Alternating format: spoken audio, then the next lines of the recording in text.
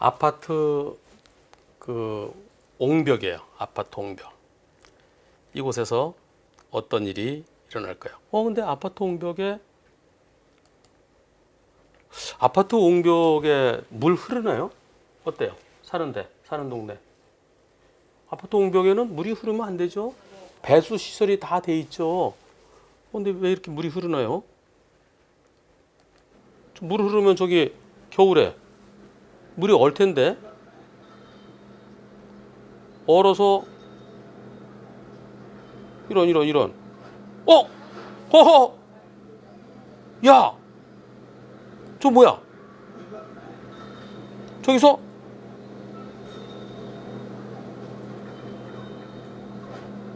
와, 저 그냥 이렇게 떨어져 다행인데 만약에 차를 갖다 여기다 바짝 대놨으면은 그리고 좀 더 크게 떨어졌으면은 어떻게 될까요? 오잉? 저는 어떻게 떨어졌지? 저기 떨어졌대요.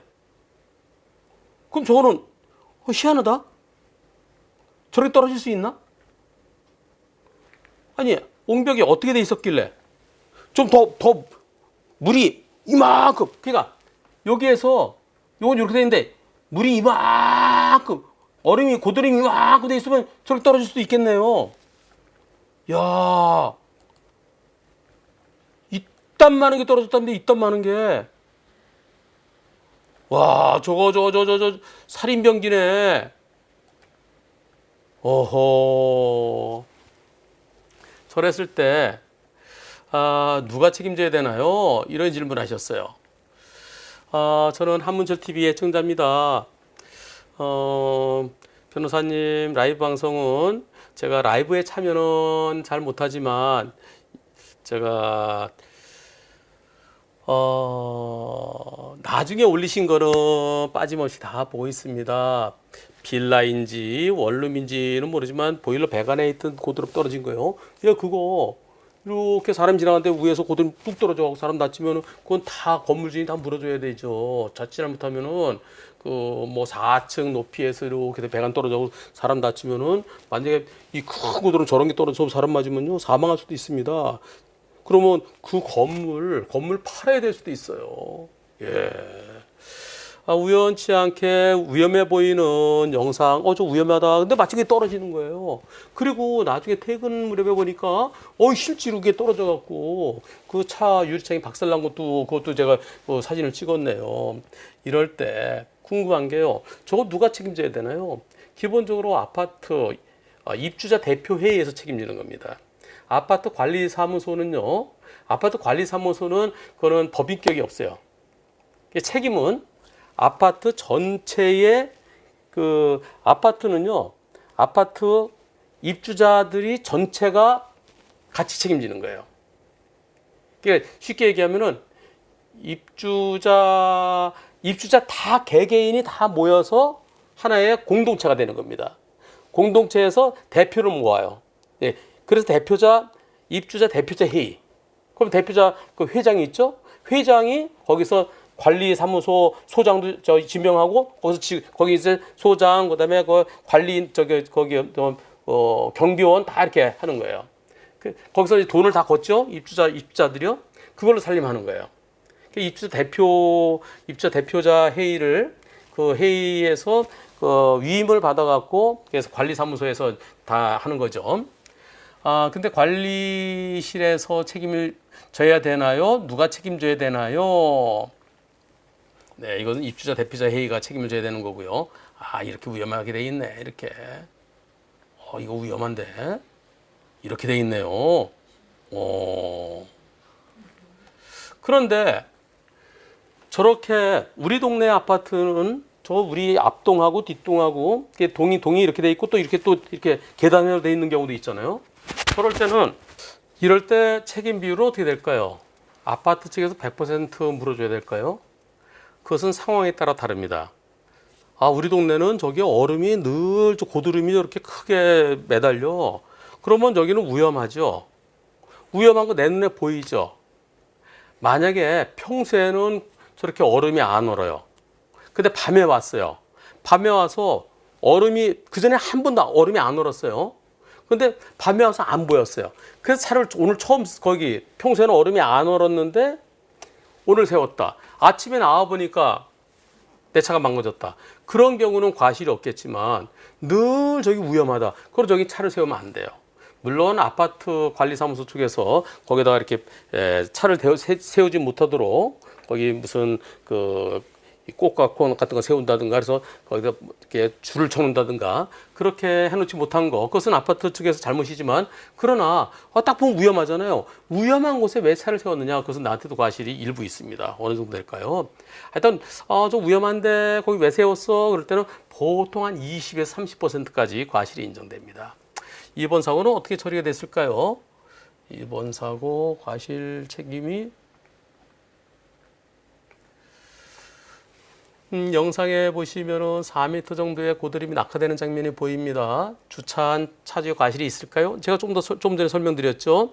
평소에 위험한 곳이다. 위험한데. 네, 그런 위험한 곳엔 차를 세우면 안 돼요. 고드름의 크기가 커서 지나가는 사람 눈에도 잘 보이는 게 현실입니다. 네, 아파트 관리소 책임이 더 크죠. 제 차도 작은 고드름 아래 주차를 해놓긴 했지만 차에 고드름이 떨어져 차가 찌그러지면 아파트 관리소 측에